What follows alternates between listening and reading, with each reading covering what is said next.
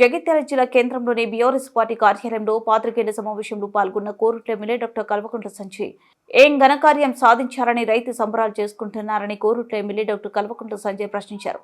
2 సార్లు రైతు భరోసా ఎగబెట్టినందుక ఎకరాకు 7,500 ఇస్తామని చెప్పి 6,000కు కుదించినందుక సగం మందికి రుణమాఫీ ఎగ్గొట్టినందుక ఎందుకు మీ రైతు భరోసా సంబరాలని ప్రశ్నించారు.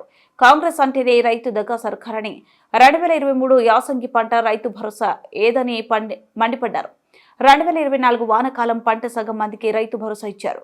మిగతా రైతుల పరిస్థితి ఏంటని 420 హామీలను పక్కకు పెట్టి అమలు చేస్తున్న హామీలు కూడా కోతలు పెడుతున్నారని, రాష్ట్రంలో కోతల సర్కార్ పాలన నడుస్తుందని, కరెంట్ కోతలు అధ్వానంగా ఉంటున్నాయని, తెలంగాణలో మళ్లీ మోటార్లు కాలి పరిస్థితి వచ్చిందని, 4 సార్లు ఇవ్వాల్సిన రైతు భరోసా 2 సార్లు ఎగ్గొట్టిందే కాక ఇచ్చిన 2 సార్లు కూడా అరకొర మంది రైతులకు మాత్రమే ఇచ్చారని, అది కూడా ఒక విడత 5,000 మాత్రమే ఇచ్చారని, మరో విడత 7,500 ఎకరాకు ఇవ్వాల్సిందే 6,000 మాత్రమే ఇస్తున్నారని, ఇంతకు మించిన దౌర్భాగ్యం రైతాంగానికి ఉంటుందా అని ముక్కు భూమికి రాసి మంత్రులంతా రైతులకు క్షమాపణ చెప్పాలని తెలిపారు.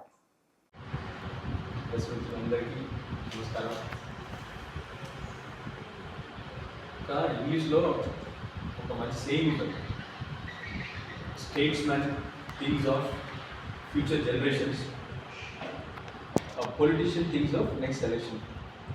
Statesmen thinks of future generation అంటే ఒక రాజనీతిజ్ఞుడు ఎప్పుడైనా భవిష్యత్తు తరాల గురించి ఆలోచిస్తారు. చిన్నగా ఆలోచించే రాజకీయ నాయకులు, సంకుచితమైన మనసున్న రాజకీయ నాయకులు ఎలక్షన్ల గురించి ఆలోచిస్తారు.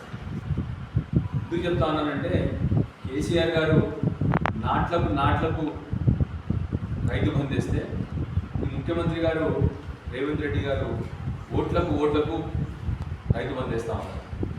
రైతు బంద్ ఏడవే కాదు, విచిత్రం ఏంటంటే కేసీఆర్ గారు 11 పర్యాయాలు కరోనా కష్టకాలం వచ్చినా, ఏ కష్టం వచ్చినా రైతు బంద్ ఆగదు, రైతు గోసపడద్దని చెప్పి ఆ రోజు 11 పర్యాయాలు కంటిన్యూస్గా రైతు బంద్ చేసినారు.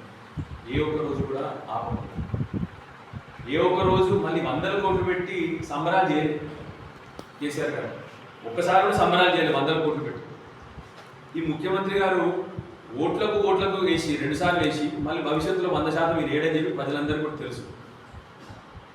కోట్ల రూపాయలు పెట్టి రైతు సంబరాలు చేసినట్టు అది ఆయన సంకుచిత మనసు. పోనీ ఆ సంబరాలు ఎందుకు చేసిందో చెప్పాలి ముఖ్యమంత్రి గారు. ఇప్పటి వరకు 511 మంది రైతుల్ని పొట్టన పెట్టుకున్నందుక, 511 మంది రైతులు ఆత్మహత్య చేస్తే ప్రభుత్వ హత్యలకు అవి చేసినందుకు రైతు సంబరాలు ఇవాళ ముఖ్యమంత్రి గారు జవాబు చెప్పాలి. ఇప్పటి వరకు 2 సార్లు రైతు బంధు ఎగ్గొట్టినందుకు సంబరాల.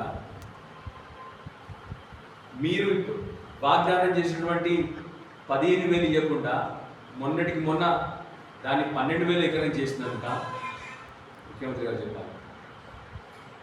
చారాన మందికి ఇచ్చి 12 మందికి రైతు రుణమాఫీ ఎగ్గొట్టినందుక మీరు చేసిన సంబరాలు నిన్న.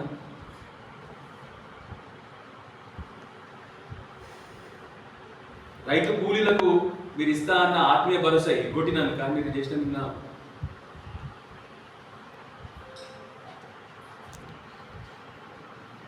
కౌలు రైతులకు ఇప్పటి వరకు కూడా ఆ రోజు ఏం చెప్పినారు మీరు? కౌలు రైతులకు కూడా భూస్వామి లాగానే, ఆ ల్యాండ్ ఓనర్ లాగానే సమానమైన డబ్బులు ఇస్తాము, ప్రతిసారి రైతు బంధు ఇస్తామని చెప్పి ఇప్పటి వరకు ఎగ్గొట్టినందుక, మీరు వాగ్దానం చేసినటువంటి అన్ని వడ్లకు మేము బోనస్ ఇస్తామని చెప్పేసి ఎగ్గొట్టి, ఆ చివరికి మళ్ళీ కేవలం సన్నబడ్లు అని చెప్పేసి ఆ సన్నబడ్లకు కూడా ఈసారి 1,200 ఎగ్గొట్టినందుకు మీరు దీన్ని సంబరాలు చేసినారా? ఇంత చిన్నగా, ఇంత సంకుచితమైన మనసున్న ముఖ్యమంత్రి ఇప్పుడు చరిత్రలో చూడలేదు, భవిష్యత్తులో కూడా ఎవరు చూడరు. ఏ ఒక్క వాగ్దానం పెట్టుకోలేదు. 420 వాగ్దానాలు ఇచ్చి 420 వాగ్దానాలు ఇచ్చి ఏ ఒక్క వాగ్దానం చేసుకోకుండా ప్రతిసారి సంబరాలకే 100 కోట్లు ఖర్చు పెడుతున్న ముఖ్యమంత్రి. ఎందుకు సంబరాలు చేస్తుండో ఎవరికి అర్థమవుతుంది. మీరు ఇస్తా అన్న 15,000 కూడా ఇస్తలేదు కదా మీరు. 12 మందికి ఇప్పటివరకు మీరు రుణమాఫీ కొట్టిండ్రు, 511 మంది రైతులు ఆత్మహత్య చేసుకున్నారు. కనీసం 18 నెలలైంది